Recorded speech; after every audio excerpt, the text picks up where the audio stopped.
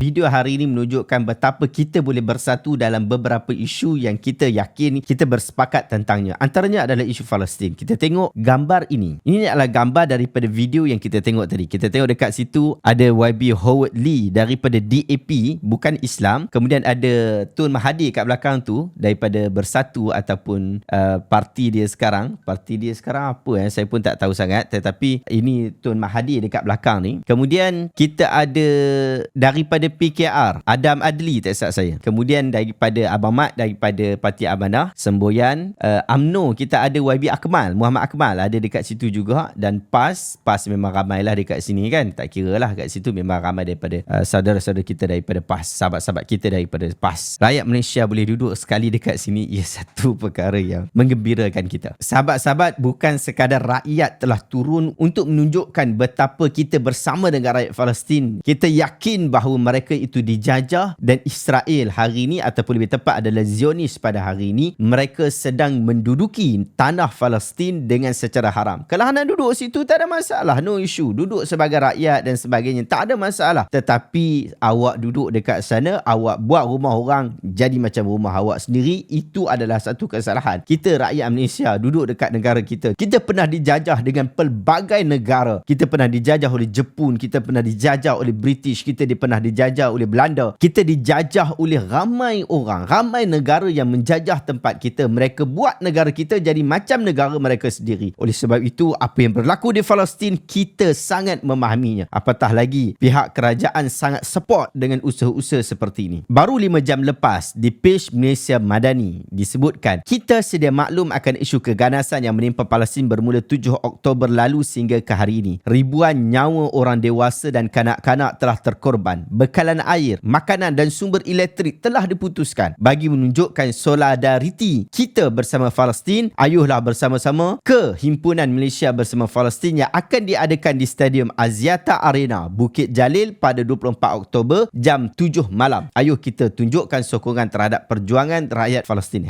Malaysia Madani, Malaysia Bersama Palestin, Free Palestine, Freedom for Palestine. Pasal apa kita sebut freedom? Sebab mereka itu perlu dibebaskan kerana tanah mereka sedang dijajah. Tanah mereka sedang diambil oleh orang lain, lalu orang itu meluaskan tanah jajahan itu sedikit demi sedikit. Ini telah melanggar hak asasi manusia dan melanggar hak kemanusiaan. Oleh itu tidak patut ada mana-mana negara, mana-mana rakyat atas muka bumi ini yang menyokong kejahatan daripada pihak Zionis berkenaan. Tetapi sahabat-sahabat, ini sejarah 100 tahun yang lepas dan ia sentiasa berlaku sehingga ke hari ini, dan pelbagai site telah bercerita tentang Palestin. Ada site okey, ada site tak okey. Tetapi malangnya, sebahagian daripada kita memberikan kenyataan-kenyataan yang tidak berapa cantik pada waktu ketika ini. Antaranya apa yang disebutkan oleh Ustaz Dr. Idris bin Sulaiman, yang dia sebut, dia kata jihad disyariatkan untuk mengalahkan musuh, tetapi jika musuh kuat dan berkuasa serta natijah akan jadi sebaliknya, maka ia tidak disyariatkan. Kenyataan beliau pada ketika ini menjadikan orang ramai rasa cukup kecewa kerana seolah-olah Dr. Idris Sulaiman menganggap bahawa orang di Palestin tak sesuai untuk berjihad. Bahkan mereka lebih patut untuk keluar daripada negara berkenaan, seperti mana yang telah disebutkan oleh Al-Albani rahimahullah sebelum ini tentang fatwa orang Palestin keluar daripada Palestin. Pun begitu, saya perlu dan wajib berlaku jujur bahawa Ustaz Idris Sulaiman bukanlah anti kepada perjuangan orang Palestin. Bahkan saya tengok kenyataan-kenyataan beliau selepas itu agak bersimpati dengan apa yang berlaku kepada rakyat di Palestin. Disebut di sini, ya Allah, selamatkan saudara-saudara kami di Palestin dan segerakanlah hukumanmu ke atas golongan pelampau yang menindas. Berikan perlindungan dan keamanan buat kaum muslimin. Pada 14 Oktober,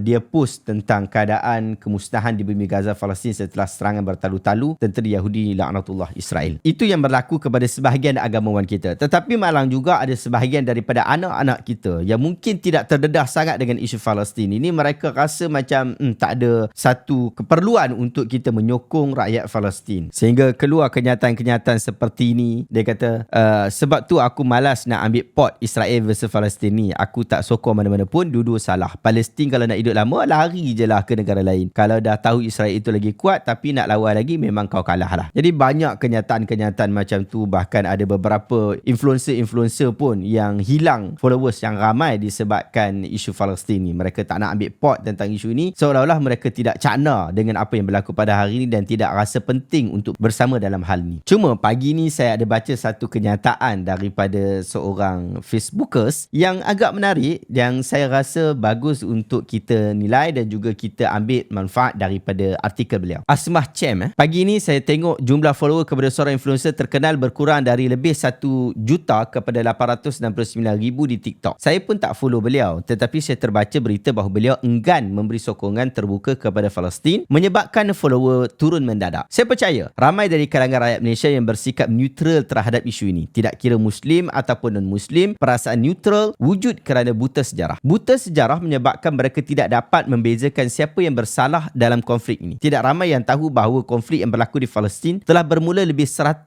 tahun lampau. Biar saya ceritakan di sini. Moga yang buta akan celik, yang pekak dan tuli akan cuba mendengar. Setelah keruntuhan Empayar Turki Uthmaniyah, British telah mendapat mandat ke atas Palestin yang diduki oleh majoriti bangsa Arab. 1917 ada deklarasi Balfour. Menteri Luar British Arthur Balfour menulis surat kepada Lionel Walter Rothschild, Presiden Komuniti Yahudi Zionis, supaya mendirikan Rumah Nasional Yahudi untuk penempatan rakyat Yahudi di Palestin. 1923 hingga 1933, 10 tahun, gelombang kemasukan bangsa Yahudi beramai-ramai ke Palestin secara berperingkat. Kebangkitan Nazism pada 1933 telah melakukan pembantaian kepada bangsa Yahudi. Adolf Hitler menyifatkan Yahudi bangsa yang berbahaya dan perlu dihapuskan. Puak Yahudi dibawa masuk ke Palestin dan menduduki perumahan nasional secara selamat. 1036 sehingga 1939, penduduk Palestin enggan menyerahkan tanah kepada penduduk Yahudi. Berlaku pemberontakan Arab di Palestin. Penduduk Palestin melakukan mogok dan enggan memberikan ruang kepada penduduk Yahudi yang semakin bertambah. 1939, British mengerahkan 30,000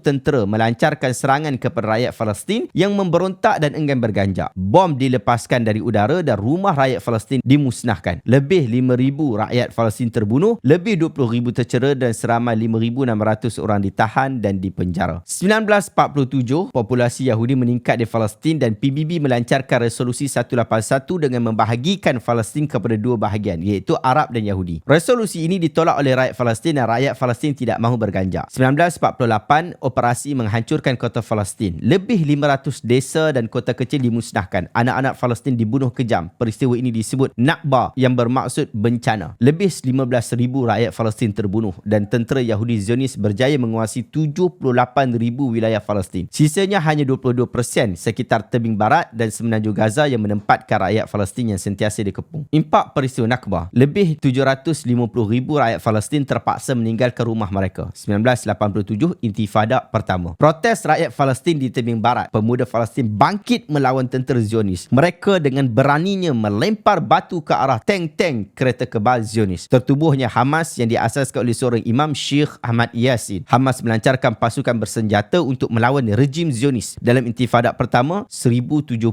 warga Palestin terbunuh termasuk 237 kadak-kadak. Tahun 2000, Intifada kedua. Ariel Sharon, pemimpin Israel, datang ke Masjid Al-Aqsa secara provokasi menyebabkan rakyat Palestin memberontak. Namun rejim Zionis melancarkan serangan kepada penduduk Palestin dengan tembakan, kereta kebal dan serangan udara. Selepas Intifada kedua, ruang rakyat Palestin semakin menyusut. Lebih 1,000,000 hektar tanah diambil oleh puak Yahudi. Palestin pada peta dunia telah diubah kepada Israel. 2008, 2012, 2014, 2021. Serangan berterusan rejim Zionis ke atas penduduk Gaza. Ribuan warga Palestin terbunuh. Rumah, sekolah, masjid dan gedung-gedung musnah. Pengepungan dilakukan berterusan dan menghalang pembangunan di Palestin. 2023, Taufan Al-Aqsa. Buat pertama kalinya, pejuang Hamas memasuki Israel dari Gaza untuk bertempur dengan rejim Zionis. Lebih 5,000 buah roket dilancarkan mensasarkan markas tentera rejim Zionis. Tentera Israel telah melakukan serangan balas ke atas Gaza dengan memusnahkan rumah, hospital, sekolah, masjid, termasuk gereja Kristian Ortodok. Sehingga ke hari ini, tentera Hamas masih meneruskan serangan besar-besaran dan menyuruh umat Islam seluruh dunia bangkit membantu mereka. Hamas dan rakyat Palestin bermati-matian berjuang untuk membebaskan Masjid Al-Aqsa, kiblat pertama umat Islam. Adakah umat Islam seluruh dunia sudah buta dan hanya berpelut tubuh? Antara kebutaan yang jelas nyata adalah bersikap neutral, bahkan menafikan sokongan terhadap Palestin. Jangan selamanya menjadi buta mata hati. Saudara kita di Palestin sedang menunggu kita. Berkorban dan sumbangkanlah apa yang bersisa dari titik peluh kita agar ianya menjadi saksi ketika berhadapan dengan Allah kelak. Hantarkan bantuan selagi termampu terus ke bumi Gaza. Nombor akaun sumbangan boleh diakses di FB Nadir An-Nuri. Kisah panjang ini telah saya tulis dengan sepenuh perasaan sehingga meremang darah perjuangan di dalam batang tubuh. Tolong sampaikan sejarah ini kepada sesiapa yang masih terlena. Ini peta yang menunjukkan keadaan Israel, Palestin dan Gaza pada hari ini. Kita tengok keadaan dia. Majoriti tempat telah dijajah oleh Israel. Sahabat-sahabat, itulah yang berlaku hari ini. Realiti yang berlaku hari ini. Ia bukan sekadar dongeng-dongeng. Ia bukan sekadar cakap-cakap. Berhentilah dengar cakap-cakap orang ramai yang tidak betul tentang Palestin. Berhenti jugalah percaya perkara-perkara khurafat tentang orang ni boleh buat macam orang tu, boleh bunuh orang ni, boleh bunuh orang tu. Kalau benar orang-orang ni mampu untuk melakukan hal berkenaan, pasti khidmat mereka sangat diperlukan hari ini untuk melancarkan perang di Palestin. Tetapi itu tidak berlaku. Orang Palestin, mereka rasional, mereka teruskan perjuangan dengan batang tubuh, dengan darah mereka. Kita bagaimana? Bantu mereka menyebarkan tentang isu ini secara kerap. Bantu mereka dengan memberikan sumbangan dana yang kita ada. Bantu mereka dengan mendoakan semoga Allah Ta'ala memberikan kemudahan kepada mereka semua. Dan kita bersyukur juga pihak kerajaan kita telah melakukan sedaya mampu untuk membantu rakyat Palestin. Terima kasih pada para pimpinan. Terima kasih rakyat Malaysia. Wallahu ta'ala alam. Kita jumpa lagi dalam video reaction seterusnya. Assalamualaikum warahmatullahi wabarakatuh.